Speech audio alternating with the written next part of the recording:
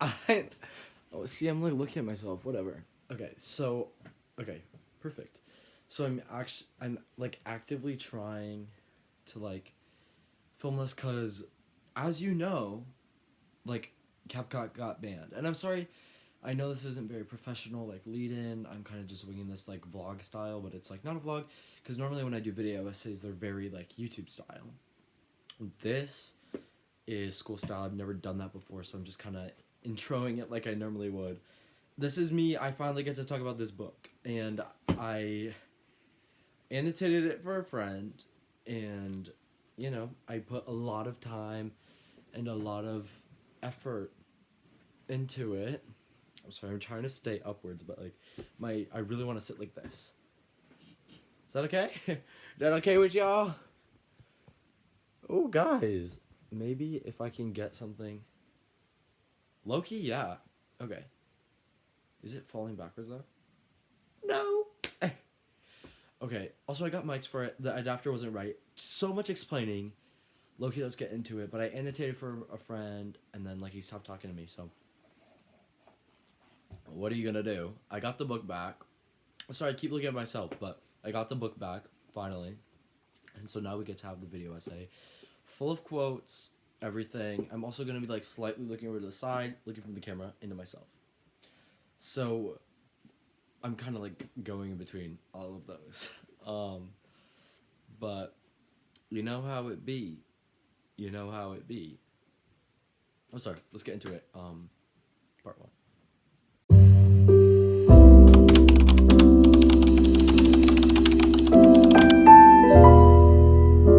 The year is 1952, and Joe McCarthy is slowly taking over Washington, D.C.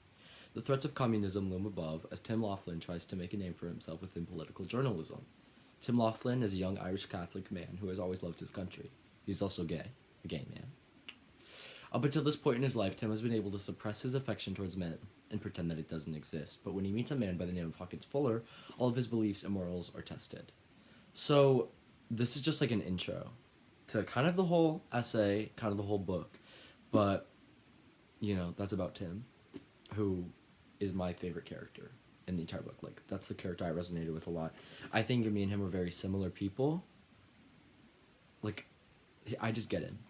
Featuring my strawberry acai. Anyways, let's continue.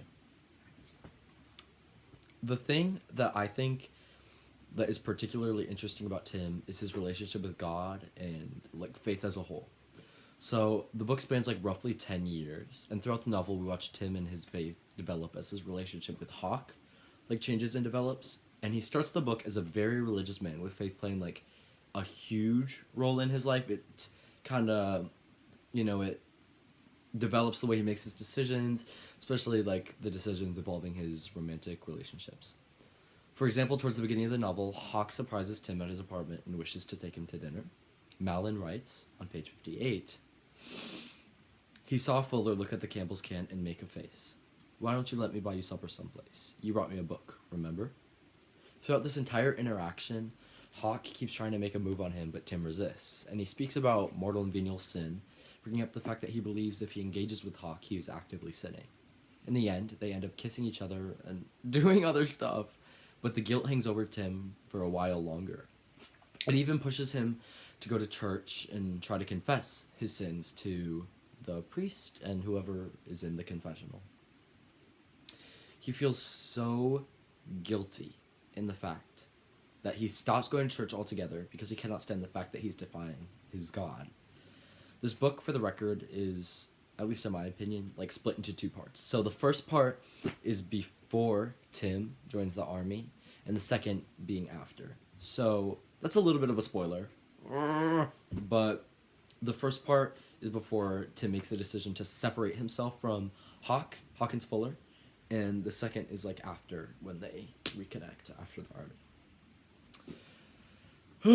Tim's character is so different from the beginning and the end of the book, and the event that separates those individual parts of him is the army. So I think the army is kind of like the conclusive incident that is sort of like separates like when his personality like diverges from itself, and I think that's really interesting to look at because his character is different in the way he acts and the way he views faith and the way he views Hawke and being gay as a whole from the beginning of the beginning of the book and the end of the book. So I think that's kind of interesting. But, you know, Tim's love affair with Hawke in part 1 is a huge secret waiting to get out. As the government wishes to expel all homosexuals from Capitol Hill, he actively engages with this man who he loves. And as the affair goes on, he learns that Hawke wants something completely different than he does. He wants love, to sleep in the same bed, to have an actual connection with someone, and Hawke, for the record, just wants sex. Sorry. Sex. This realization haunts Tim throughout the first act. He's in love, infatuated even, with Hawke, and he wants to be with him all the time. As Tim's wants become more apparent, Hawke separates himself and tries to make it more clear than it already was. The thing that keeps Tim in this relationship, if you can even call it that, is the hope that someday Hawke will want the same things he does. In the end, it all becomes too much for him, and he decides to join the army because it's the only way he can escape Hawke. And his decision to join the army, for me, at least the way I interpreted it, it wasn't like he needed to escape Hawke, because he loved Hawke, he loved being around him, but he needed to escape the fact that they would never have the relationship that he wanted them to. So it's like he could escape the sin, he could escape the guilt that he felt within the church, he could escape all of these things because the army was going to make a man out of him. Be a man. How to be a man. This is a quote that shows up often throughout the novel. How to be a man. Hawke says it to Tim all the time. And I think it's kind of this thing that cements into his mind. He's like, if I join the army, I will become a man. I will like women. Like, I can separate myself from this homosexuality that has weighed over me for so long. And it's really sad. Because obviously he didn't live in a time where it accepted homosexuality. It was illegal. It was a sin. It hung over him and his faith.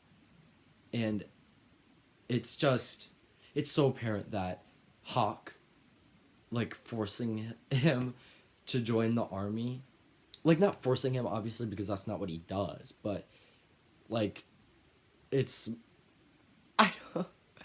he, like, coerces him into doing it, like, all the stuff, like, how to be a man, how to be a real man, like, all this stuff, you are talking him into it, and it really upsets me. Whatever, I hate Hawke.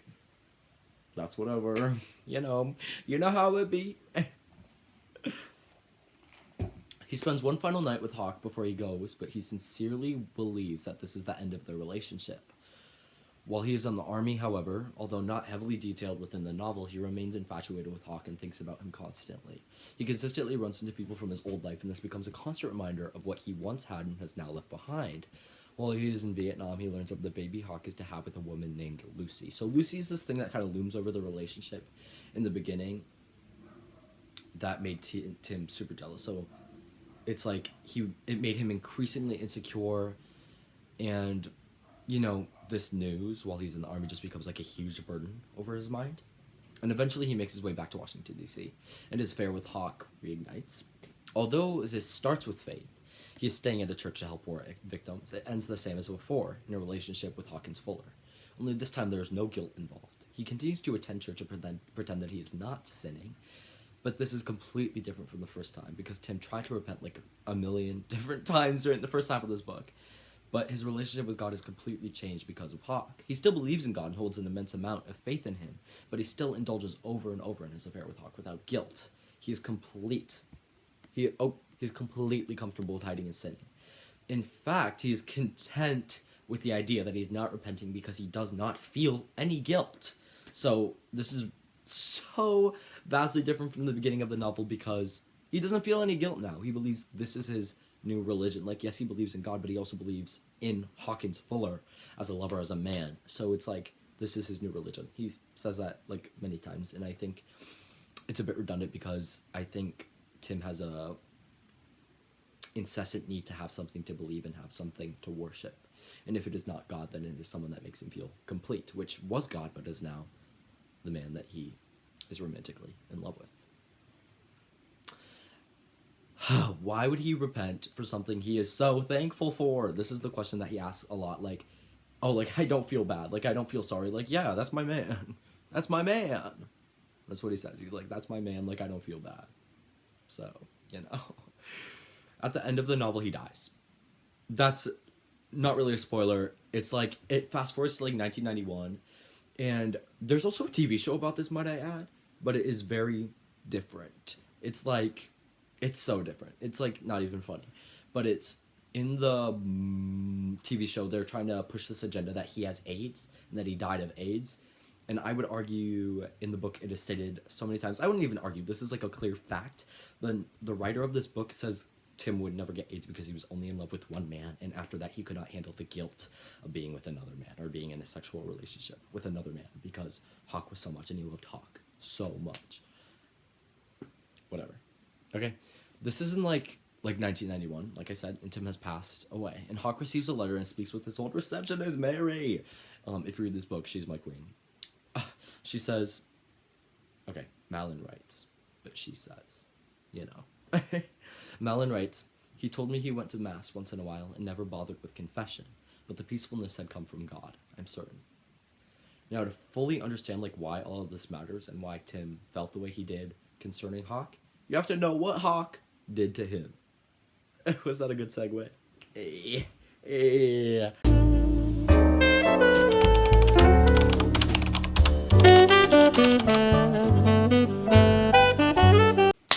I would like to start off by saying that I hate Hawk. He spends the entire novel using Tim as like a guilty pleasure and does not treat him like a real lover. And I don't think Hawk doesn't treat any other men like a real lover. He treats Lucy, the girl that he has the baby with, as more of a lover than he will ever treat any of the men that he has sex with.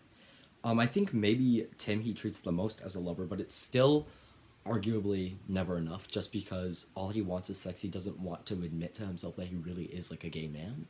So it makes me so upset. Like the way that he manipulates and mentally tortures Tim the whole novel. The whole novel. Ugh. It is hard to detail what Hawk like actively does and does not do because he's not really a primary point of view throughout the novel. That's what makes his character so interesting, is that we never really get to be inside of his head until it's too late.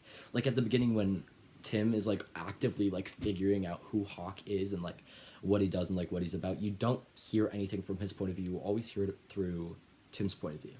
And so it's really interesting to try to articulate because you're like, ooh, like, is this true? Like, is this true? Because also you don't know what kind of narrator Tim is.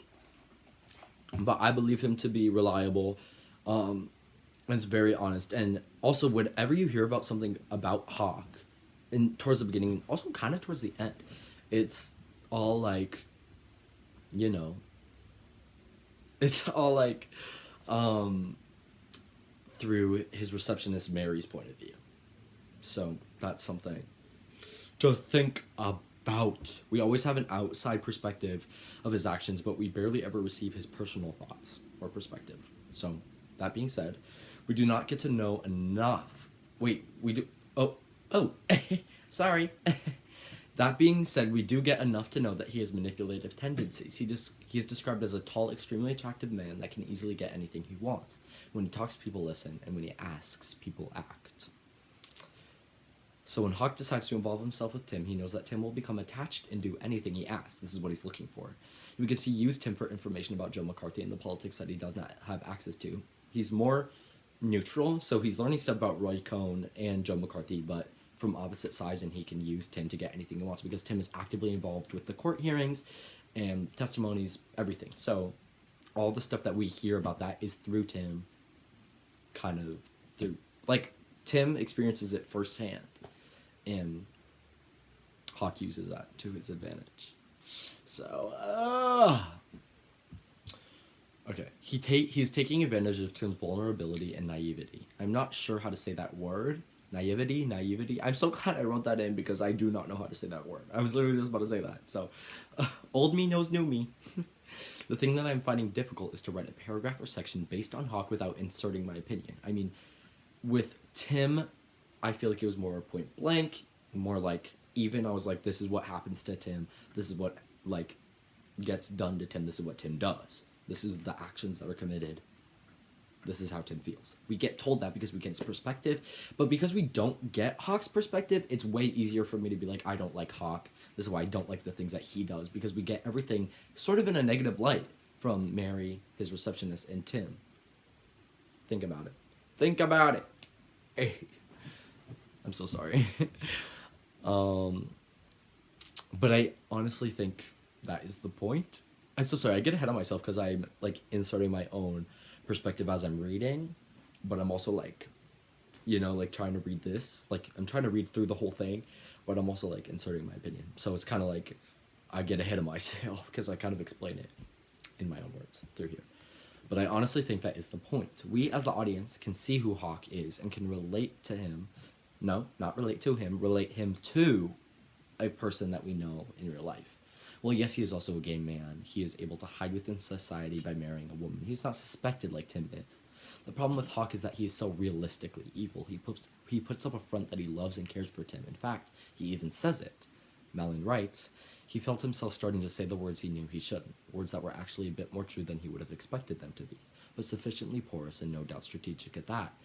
If he believed in Skippy's loving God, or even in his own austere one, he would be asking for forgiveness as soon as he said them. But he said them anyway. I love you too. But he does not. He does not love him. He never will. This is part of the charm for Hawk. He does not love Tim, but he cares just enough to keep like dragging him onward towards the manipulation, or onward in his manipulation. He wants to have sex with Tim, but he does not want to love him. He doesn't want the burden of love. He wants the burden of like he can give Tim what he wants sexually, but he cannot give him what he wants romantically, lovingly. He uses him for the things he can, and at the end leaves him behind. He even places pieces to make Tim separate himself from Hawk completely, make it hard on him. He says this many times, and in the end, he makes sure that Tim doesn't get a job, and says, "I want," like tells his receptionist who was good friends with Tim, and says, "I want you to tell him, make it hard on him." What are you doing? He's a horrible person, at least in my mind. I just don't think I could do that to somebody. I couldn't. And I really dislike the way he treats Tim. So.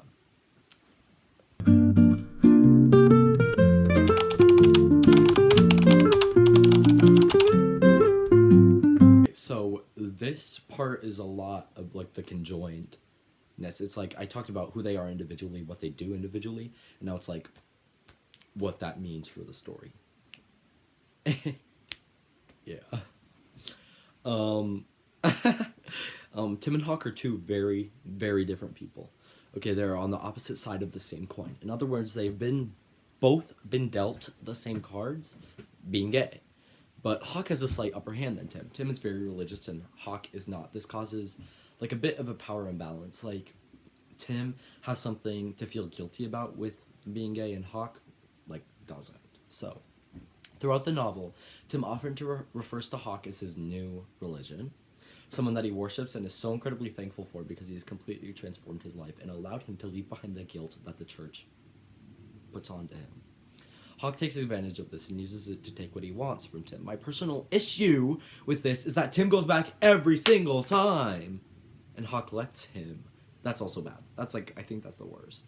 Tim gets hurt every time, and Hawk hurts him every time. It's a theme that follows the entire novel. Tim loves Hawk, but Hawk does not love Tim. Every time Tim goes back to Hawk, something is slightly different. Something is slightly better, and this leads Tim to believe that things are going to be better with Hawk, but they're not. That maybe this time Hawk will love him back, but he does not, and he never does. Even at the end of the book, it is not love that is portrayed, but an immense appreciation for the contribution that Tim gave to Hawk's life. It is an ugly reality that becomes more and more evident throughout the book. He does not love Tim. He is thankful for the realization that Tim allows him to have, which is that he can never be fully gay, never be fully himself. He can never love a man the way that Tim wanted him to. He can never be in a relationship like he might have pursued with Tim if he felt himself capable of the ability. So, yeah, it just makes me so mad.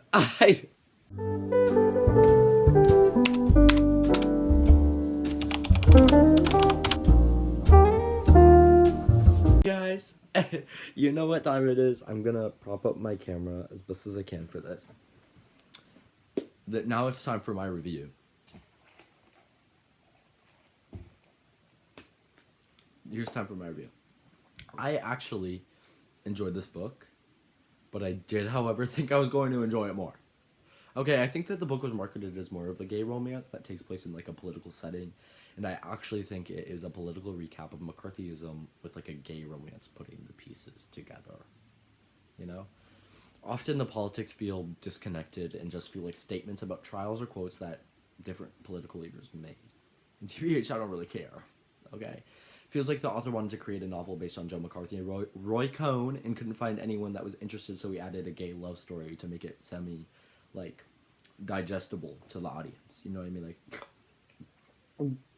you know what I mean? Like, digestible.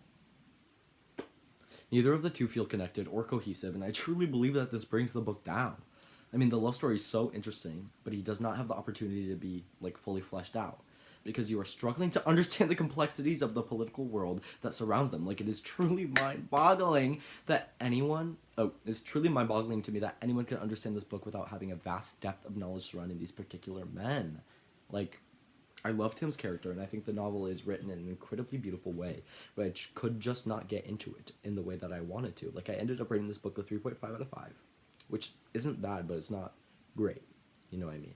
And I honestly thought I was going to enjoy this a lot more than I did. Like, normally when I read books about gay relationships, I become obsessed and completely let it consume my life and attention. But with this book, I was able to disconnect myself pretty quickly and frequently, oftentimes finding myself unable to reconnect with the story and characters after I had put the book down.